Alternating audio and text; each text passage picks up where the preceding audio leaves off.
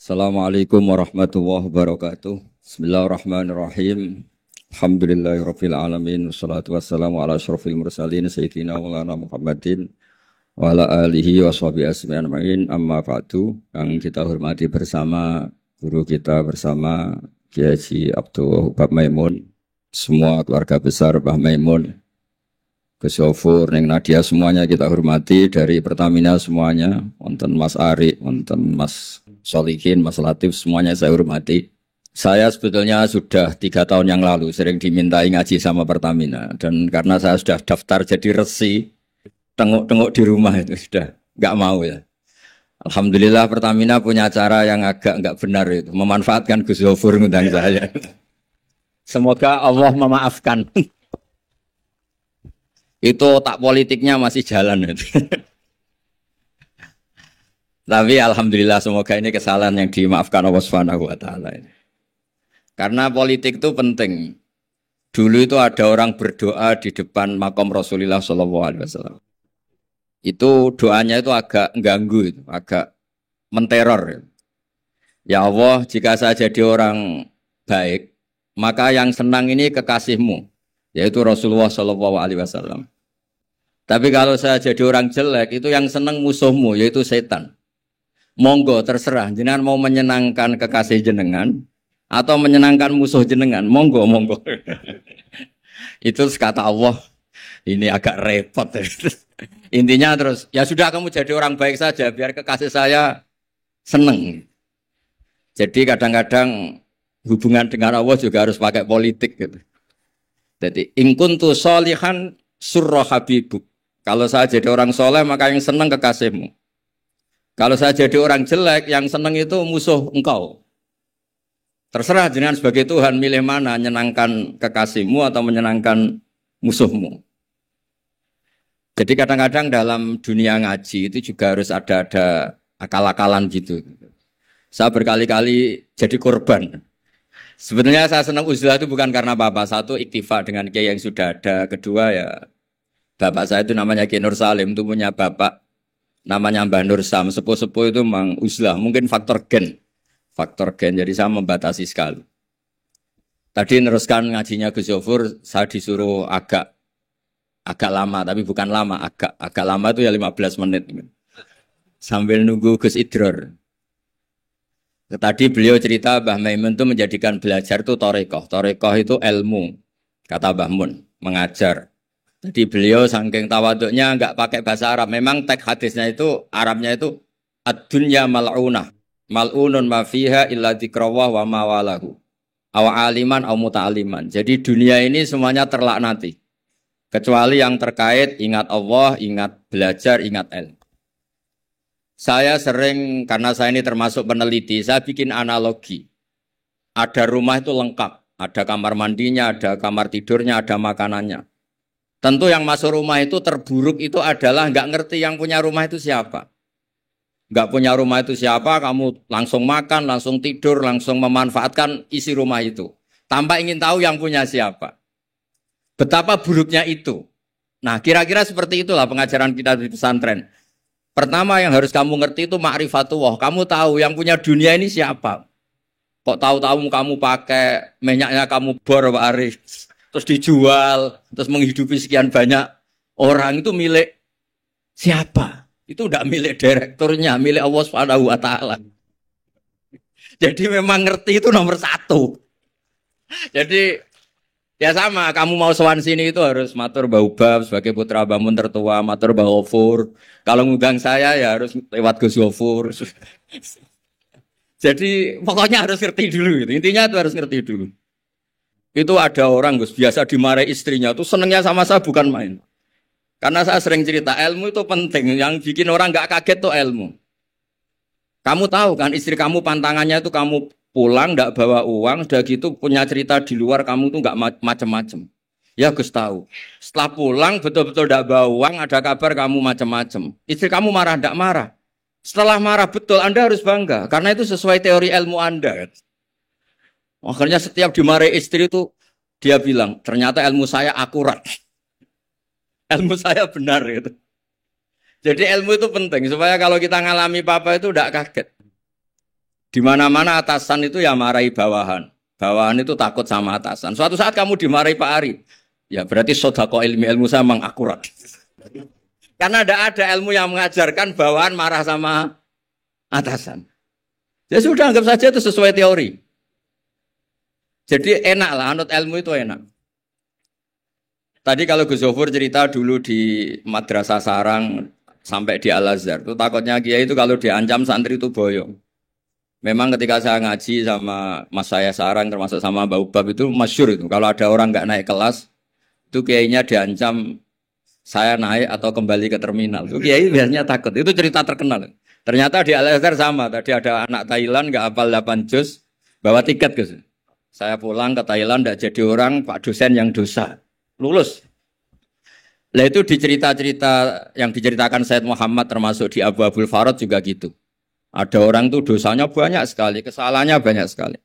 Sampai diceritakan itu kesalahannya digelar itu tis'atan wa tis'ina sijillan. Kullu sijillin maddul basor. Jadi dokumen kesalahannya itu 99 box kotak, per kotak itu sepanjang mata melihat.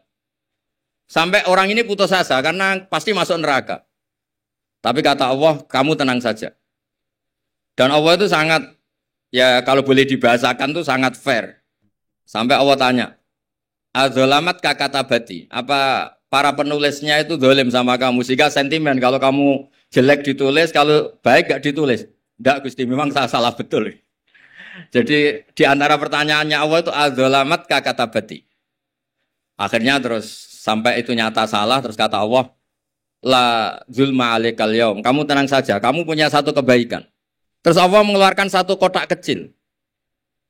Terus kata orang itu, sudah Gusti, gak usah, gak penting. Masa 99 box dilawan kotak kecil. Tapi di situ isinya itu kalimat la ilaha illallah Muhammadur Rasulullah. Ketika malaikat disuruh nimbang sama, coba timbang kesalahan yang sebanyak itu dengan hadil kalimat.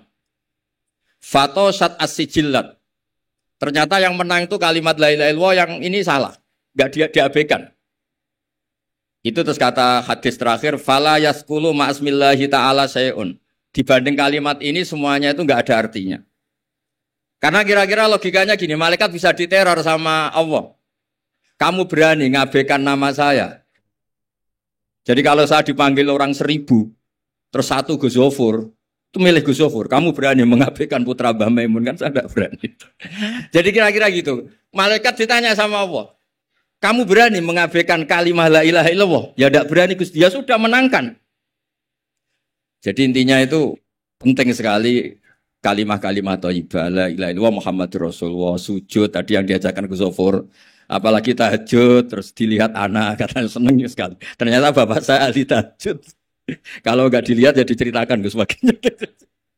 Tapi apapun itu supaya analogi agama itu dimulai diantaranya selain Quran, hadis, ijma itu kias. Kias itu analogi. Ya kayak tadi, kamu masuk rumah, di situ semuanya lengkap, fasilitas lengkap. Kamu pakai aja tanpa terlintas tahu yang punya itu siapa, yang mengizinkan itu siapa. Betapa buruknya itu. Sama betapa buruknya kita nikmati alam raya ini kemudian tidak tahu yang punya siapa. Nah, mengerti itu disebut ma'rifatullah. Orang yang tidak ngerti itu termasuk dalam riwayat tadi ad-dunya mal'unatun mal'unun ma fiha illa dzikrawah wa mawalahu aw aliman aw muta'aliman. Gene niku ngoten mawon nak kata-kata sing bingung mboten kula tok, jenengan luwih bingung.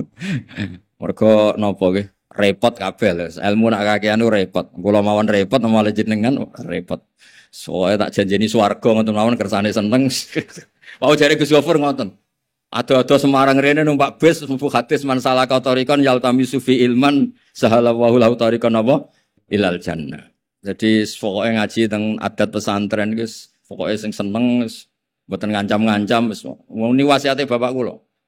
Bapak kula sering cerita, wong ning omah diamuk bojone utange akeh, ning tempat ngaji diancam neraka. Dadi ning omah diancam, ning tempat ngaji diancam. Jadi min jahanam ila jahanam. Kata bapak saya, pokoke ngaji ku sing seneng. Alhamdulillah, guru saya juga guru bapak saya, Mbah Maimun tuh kalau ngaji ya guyon gitu.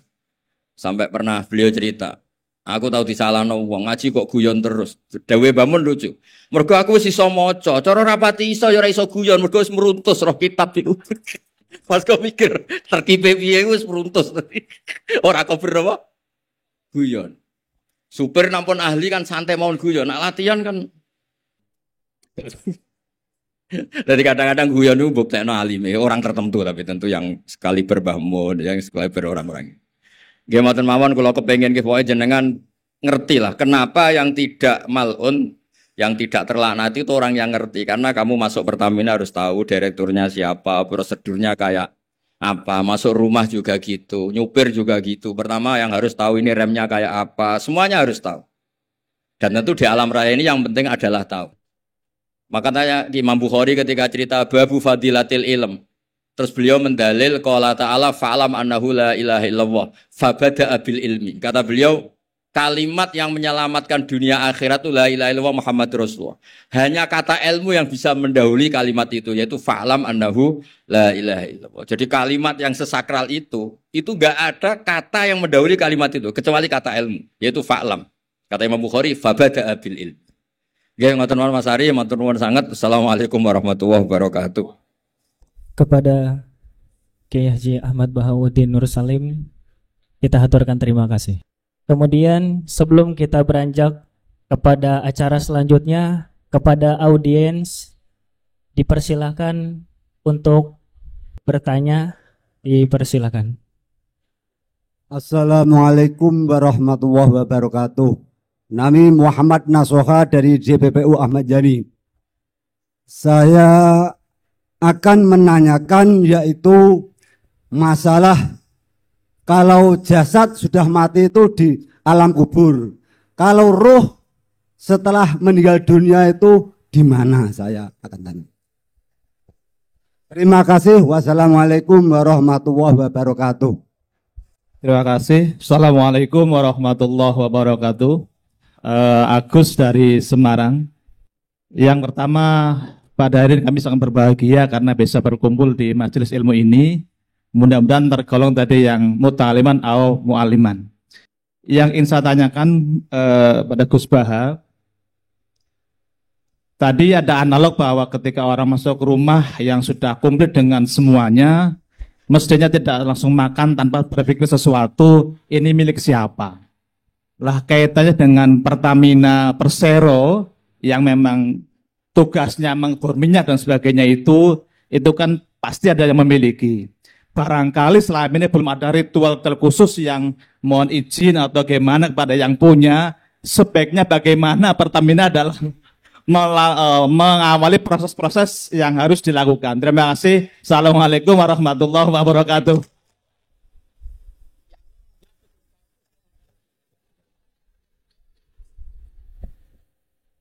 Rohnya di mana? Ikut pesawat terbang apa enggak? Itu bagian pengisian bahan bakar. Pesawat. Ya, bismillahirrahmanirrahim. Assalamualaikum warahmatullahi wabarakatuh. Alhamdulillah wassalatu wassalamu ala Rasulillah wa ala alihi wa sahbihi wa man wala wala haula wala quwata illa billah. Amma ba'd, yang saya hormati seluruh masyayikh dan dari jajaran Pertamina, terlebih Kiai Haji Abdullah Wahab, Gus Baha, Kiai Haji Abdul Ghafur, dan seluruhnya para ulama yang ada hadir di sini. Langsung saja mengenai roh itu yang saya baca. Jadi Al-Quran itu mengatakan kullu syai'in halikun illa wajhah. Semua itu akan hancur kecuali Allah Subhanahu wa taala. Namun sebagaimana adat Allah Subhanahu wa taala, yang mana di sini Allah mempunyai sunnat Allah, walan tajida li sunnatillahi tabdila, walan tajida li sunnatillahi tahwila. Allah itu mempunyai kebiasaan, yang mana kebiasaan Allah itu Subhanahu wa taala itu memberi mustasnayat. Likulli syai'in mustasnayat. Jadi umpamanya orang kalau makan biasanya kenyang, orang biasanya makan akan kenyang, tetapi sesekali kadang makan nggak kenyang. Orang kalau naudzubillah tertabrak, biasanya dengan kecepatan sekian akan meninggal. Tapi Allah Subhanahu wa taala ingin menunjukkan kekuasaan bahwasanya semua ini adalah kehendak Allah Subhanahu wa taala, yang mana aturan alam itu juga yang membuat Allah, tetapi aturan alam itu tidak bisa mengatur semuanya. ternyata yang mengatur adalah Allah Subhanahu wa Ta'ala. Sesekali berbeda, ada sesuatu yang aneh dari aturan alam tersebut. Entah nanti disebut mukjizat, karomat, maunah, dan lain-lain. Nah, menurut ulama yang saya baca, ya, itu roh ini termasuk mustathnayat beserta ada malaikat hamalatul arsy atau apa, itu yang kekal. Termasuk surga kalau nggak salah. Surga itu kan ada khilaf. Surga itu sekarang sudah wujud, surga besok ini loh. Surga besok ini sudah wujud apa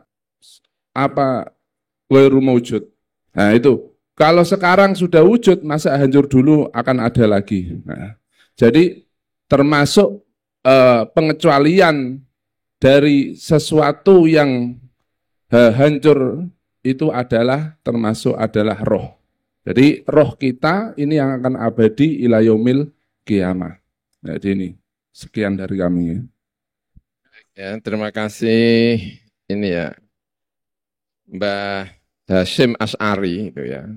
Mbah Hasyim Asy'ari itu punya kitab namanya Risalatu Ahli Sunnah wal Jamaah. Mbah Hasyim Asy'ari itu pendiri Nahdlatul Ulama. Di bab-bab akhir itu ada cerita tentang yang ditanyakan oleh siapa namanya? Pak Nasuha, ya. Ada perbedaan dalam memahami para ulama. Tapi intinya ketika dicabut itu ya, kalau baik ya dibawa ke atas, kalau tidak baik ya mau di atas itu sudah ditolak, tapi terus kemudian dimasukkan ke dalam kubur, lalu ditanya oleh malaikat. Nah, yang menarik itu, tidak di dalam kitab risalah itu yang saya baca, dan saya pikir saya perlu menyampaikan ini. Ulama itu yang diantara sekian penjelasan tentang roh itu yang paling masuk di hati saya itu yang ini. Itu kata ulama itu gini, kamu nggak usah nanya-nanya, nanti kalau kamu mati udah tahu sendiri. Gitu. Itu paling berkesan. Ya. Kesan, iya ya, benar ini. Kenapa kok harus dikhilafkan? Karena ulama itu imajinasi itu macam-macam. Ada yang katanya yang dihidupkan itu badannya cuma atas tok.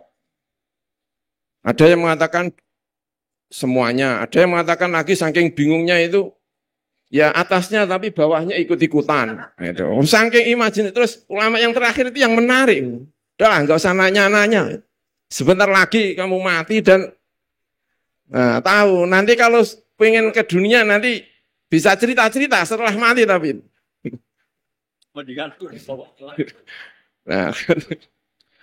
Nah ini yang disampaikan Gus itu kan teori bahwa itu abadi nanti sampai hari kiamat, bahwa itu tapi penjelasan lebih lanjutnya ya paling enak ya itu Gus ya pokoknya nantilah ya semoga umurnya panjang ini jangan cepat-cepat tahu kalau penasarannya banget ya sudah lah kalau penasaran. Nah, baik, itu yang saya sampaikan. Terima kasih ya. Bismillahirrahmanirrahim. Ini bedanya senior sama junior. Gus itu tuh junior. Jadi ini kasihan ini masa ngeralat jawaban adiknya. Jadi memang di antara cerita kitab tasawuf itu nanti orang paling pinter ketemu sama orang bodoh itu sama-sama kesimpulannya wallahu a'lam. Nah, Allah yang Maha tahu. Tadi yang Mas Agus ya, jadi ada sebuah hadis qudsi. Ketika Allah ditanya Nabi Dawud kalau nggak salah. Sebagian riwayat Nabi Musa, pokoknya ditanya orang baik. Ya Allah, nikmat engkau sebanyak ini, lalu saya cara mensyukuri gimana? Kata Allah, cukup kamu tahu yang memberi nikmat itu siapa? Yaitu saya, kata Allah. Yang penting misalnya kalau ngebor ya tahu kalau itu tidak milik mbah tua penunggu kayu besar. Atau dedemit siapa ya kalau kita muslim ya tahu itu bismillahirrahmanirrahim. Jadi dalam ilmu yang saya kaji itu bismillah itu boleh ahli fikih mengatakan itu sunnat. Tapi kalau ahli ilmu hakikat bismillah itu satu kelaziman di mana-mana yang kita makan itu milik Allah. Kekuatan kita makan juga karena rahmat Allah. Apa artinya makanan kalau kita sistem saraf kita rusak gitu? Apa nikmatnya makanan ketika kamu makan ketemu orang yang mau mecat kamu, yang mau nagih kamu kan hilang semua. Semua kenikmatan yang kita dapatkan ini butuh sekian infrastruktur kalau dalam bahasa Pertamina. Makanannya enak, apanya enak semua. Ketemu orang yang paling kamu benci langsung nek semua. Jadi semuanya itu bisa diatur sedemikian rupa itu kalau ada bismillah. Ada asma Allah yang menghendaki kita ini bisa nikmati yang kita. Ya kalau sampean tanya pamitnya sama siapa? Kalau perizinan ya tanya Pertamina. Tapi kalau izin sama yang punya ya tadi lah. Kalau kita ya tahu kalau itu milik Allah Subhanahu wa taala. Jadi enggak perlu mati dulu kalau bab ini enggak perlu mati. Nggih ngoten mawon mugi-mugi paham pun namun takok malih pun. Assalamualaikum warahmatullahi wabarakatuh. Terima kasih kepada para masyayikh atas jawaban-jawabannya. Semoga yang memberi pertanyaan lega hatinya, diberikan pencerahan. Amin ya robbal alamin.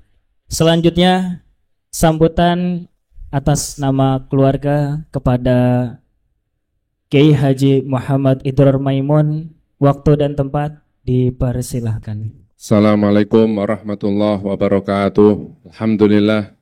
Alhamdulillahilladzi takarrama alaina bini'amin la tuhsa wa la tu'ad.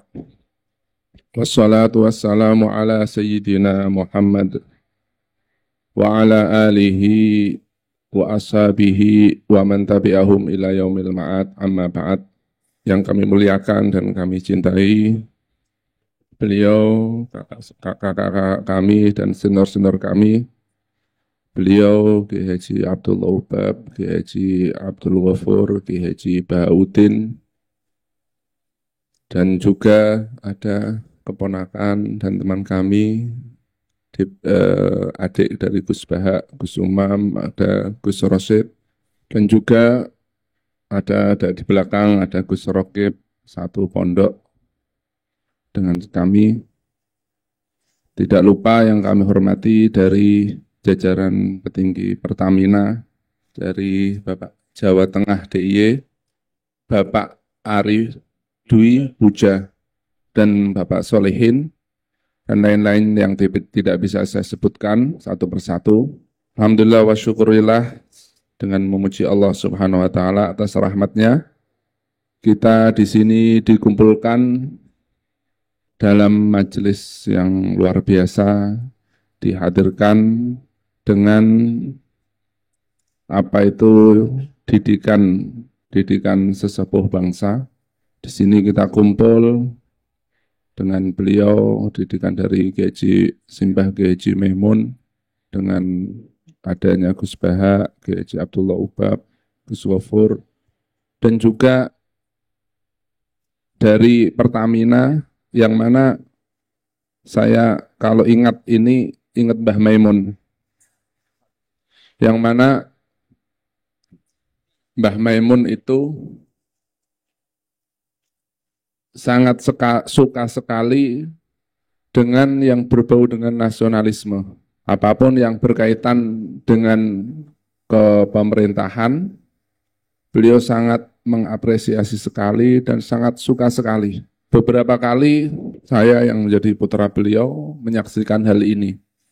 Dan banyak saksinya. Karena kalau kata orang, cinta itu tidak bisa disembunyikan. Ya, cinta itu, orang itu kalau sudah cinta nggak bisa disembunyikan. Dalam arti pasti ada alamat-alamatnya. Sebagian ulama itu mengatakan demikian. Kalau adz-dzahir itu sesuatu yang nampak, itu adalah menunjukkan apa yang ada di hati. Sesuatu yang nampak itu menunjukkan sesuatu wajah, itu menunjukkan apa yang ada di hati. Maka dari bahasa tubuh beliau, Simbah Kiai Haji Maimun Zubair, beliau sangat mengapresiasi, menyemangati tentang teman-teman yang bergulat di dalam berkhidmah dan bekerja di perusahaan milik pemerintahan. Bahkan beliau sering menyemangati, beliau mengatakan jangan sampai perusahaan-perusahaan yang ada di milik pemerintah ini jangan sampai hilang. Saya ingat bahwa termasuk salah satu perjuangan Mbah Maimun yang menjadi sejarah itu adalah jangan sampai pada waktu itu PT Semen Gresik ini ikut kelompok asing. Itu sangat cintanya si Mbah Maimun terhadap pemerintahan. Sampai sempat, ini nggak usah disebutkan secara detailnya, tetapi nyawa beliau taruhkan untuk hal tersebut. Jadi beberapa kali untuk membela kepentingan nasional termasuk apa itu perusahaannya, itu nyawa beliau gadekan dan siap untuk dibunuh untuk hal tersebut. Para hadirin yang saya muliakan, alhamdulillah wa syukurillah, jadi itulah keluarga, maksudnya saya, itulah pendidik kami yang ada di sini. Bagaimana beliau juga mewarisi dari guru beliau, Kiai Haji Zubair, ayahanda beliau, juga untuk demi negara, membela negara, juga beliau taruhkan nyawa beliau untuk berjuang untuk sebuah integritas dan kemerdekaan bangsa ini. Dalam arti begitulah keluarga dan pendidik atau masyayikh atau guru-guru kami mendidik kita, sehingga saya di sini walaupun belum pernah berjumpa, belum pernah ketemu, belum pernah apa-apa, tetapi sangat melekat di hati kami cinta beliau pada Mbah Maimun, sehingga hal itu menjadikan kami cinta dengan jenengan sedoyo. Dan kami atas nama keluarga mengucapkan selamat datang, ahlan wa sahlan bihudurikum, sugeng rawuh atas kerawan jenengan, ziarah jenengan, silaturrahim, yang mana dikatakan bahwa ajaran agama Islam itu adalah ajaran yang ingin merekatkan.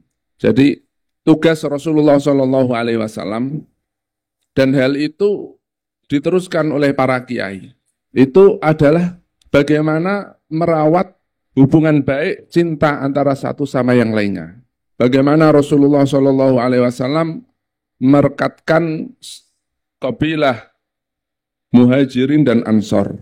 Bagaimana Aus dan Khazraj disatukan. Dan bagaimana kata Mbah Maimun, Rasulullah SAW adalah seseorang yang berjiwa nasionalisme. Dalam arti menyatukan satu bangsa Arab menjadi satu. Satu nusa, satu bangsa, satu bahasa. Arab yang dulu tercerai-berai, ini katanya Mbah Maimun, sekarang sekarang sejak wujud Rasulullah SAW itu menjadi luar biasa.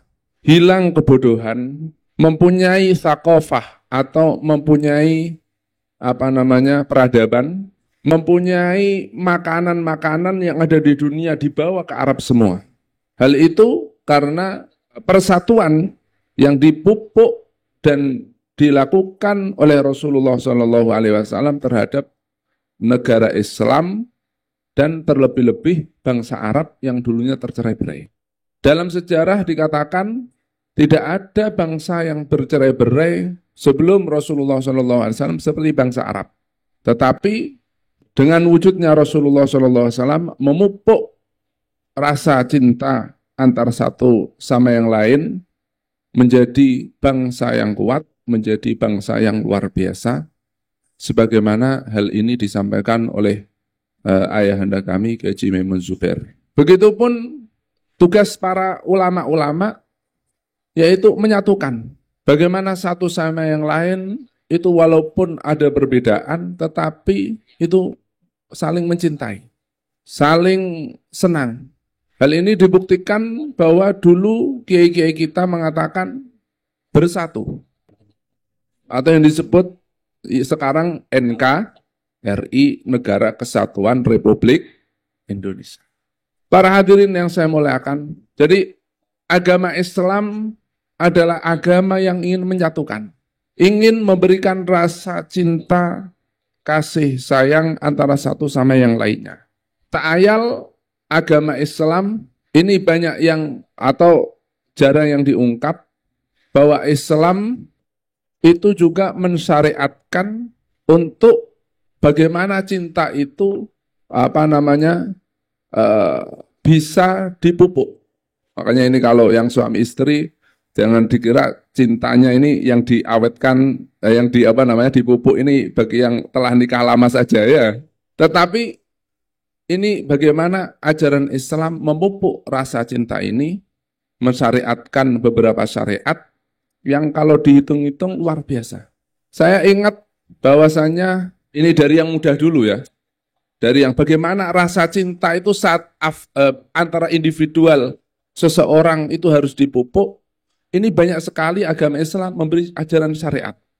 Di antaranya Rasulullah SAW dawan tahadau tahabu. Kalian saling berhadiahlah.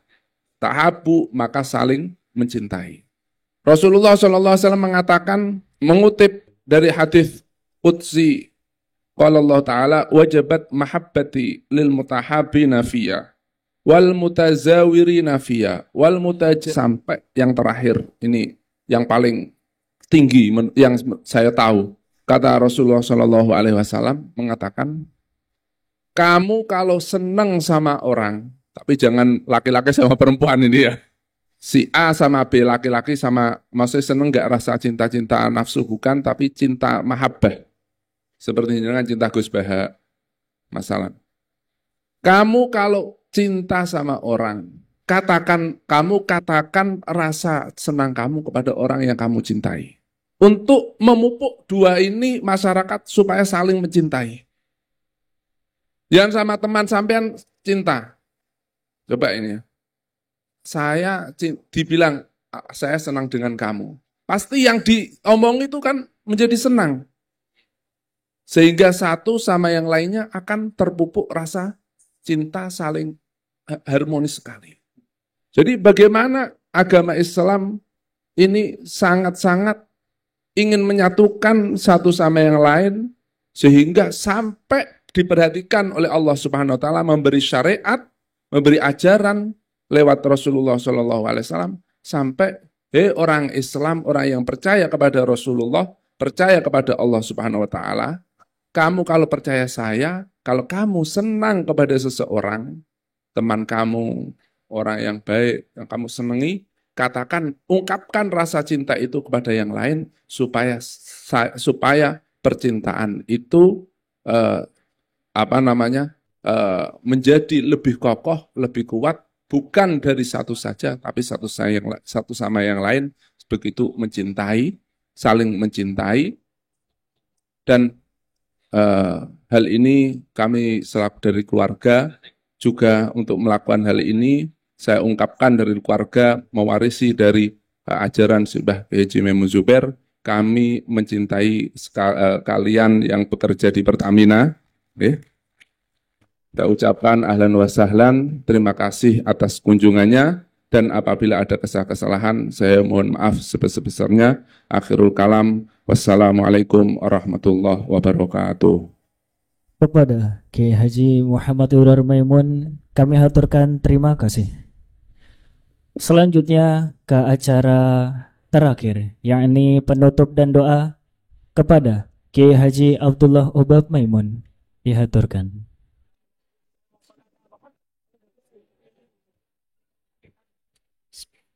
Doa Arab on nggih. Al-Fatihah. A'udzubillahi minasyaitonir rajim. Bismillahirrahmanirrahim. Alhamdulillahirabbil alamin. Arrahmanir rahim. Maliki yaumiddin. Iyyaka na'budu wa iyyaka nasta'in. Ihdinas siratal mustaqim.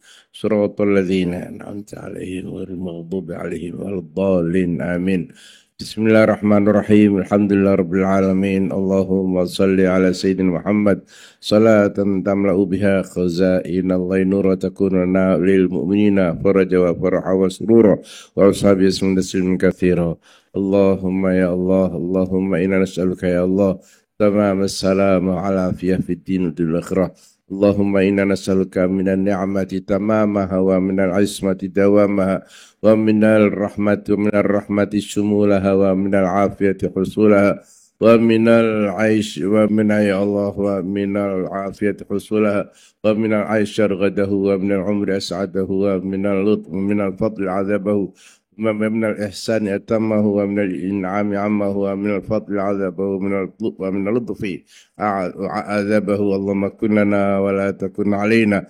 اللهم اختم بالسعادة آجالنا وحقق بالزيادة آمالنا واكرم بالعافية غدونا وآصالنا يا الله واجعل إلى رحمتك مصيرنا ومآلنا واصبب سجال عفوك على ذنوبنا ومن علينا بإصلاح عيوبنا واجعل التقوى زادنا وفي دينك اجتهادنا واعتمادنا وعليك توكلنا واعتمادنا وإلى رضوانك معادنا. اللهم ثبتنا على نهج الاستقامة وأعذنا في الدنيا من موجبات ندامة يوم القيامة.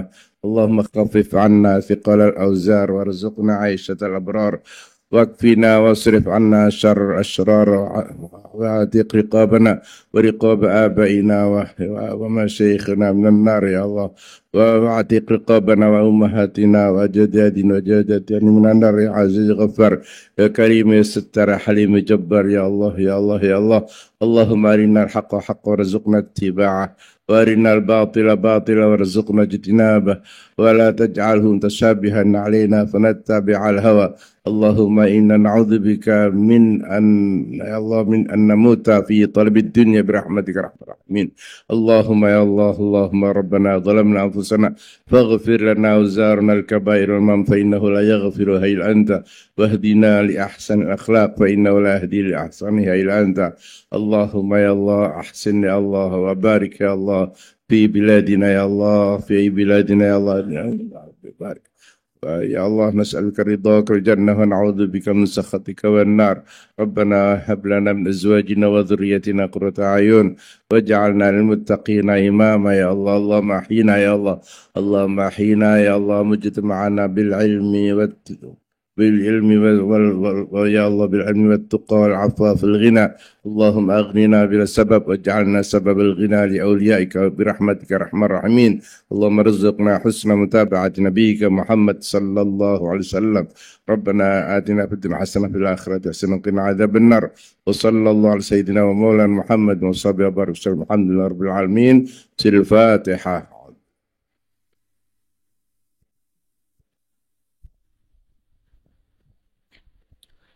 Kepada para masyayikh, kepada para tamu undangan dan para hadirin hadirat, saya haturkan terima kasih. Saya selaku MC pada acara siang hari ini pamit undur diri dan mohon maaf. Wassalamualaikum warahmatullahi wabarakatuh.